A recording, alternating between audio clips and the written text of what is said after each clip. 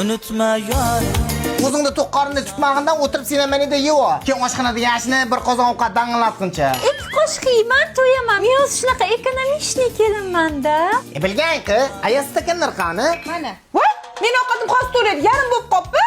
Meniki ham yarim bo'lib qopti. Uy issiq-ku, shunga parlanganmi? Bahorda ovqatimiz yetib parlanib ketsa, yozda babsh kasamiz berib ketik endi. Parvardachi mana 6 daqiqada go'shtni somsa bor. Abkiror hozir kiraman.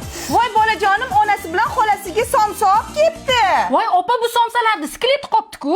Bu somsalar hozirgina go'shi bordi-ku. Havo issiq bo'lganiga go'shtlari parlanib ketganmi? Mana chuchimal nima edi? Go'sht suvmi desinga parlanib ketadigan. Bo'lmasa mana xomir nima parlanmabdi? Kelin, ketakdagi tuxumlarni olib qo'ying. Hamsoyalar pishak jeb ketmasin yana. Olib keldim ayjon. Voy o'lmasam, opa tuxumlaringiz hammasi teshikmi? Tovuqlar ham shustirib ketyapti. Tuxum tug'mayapti deb so'yib tashlamasin deb yolg'ondan tuxummas, tuxum po'chani tug'ib beryapti deyman. Yo, issiqda qolgan bo'lsa parlanib ketganmi? Aka tug'ilgan kunimni yarimta to'rtta olib keldingizmi? Ajrashib ketyapti. Bozordan butun olib keldim-ku. U ham issiqqa parlangandir-da. Bor ovqatingga qara, sirqov. Bo'pti, urishavermang. Beti tortma mana unda.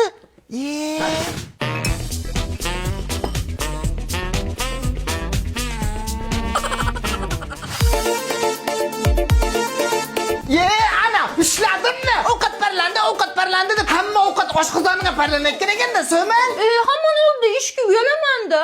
Baloni yebsan, sen shunday shumkataksan, hamma bilan yesang, yil qatori yeysan, alohida yesang, sarasini yeysan. Sen o'g'ri pishakchasan. Miau! Men sizga yana bir marta aytyapman, men o'g'ri pishak emasman. Просто o'g'ri tomoqchiman.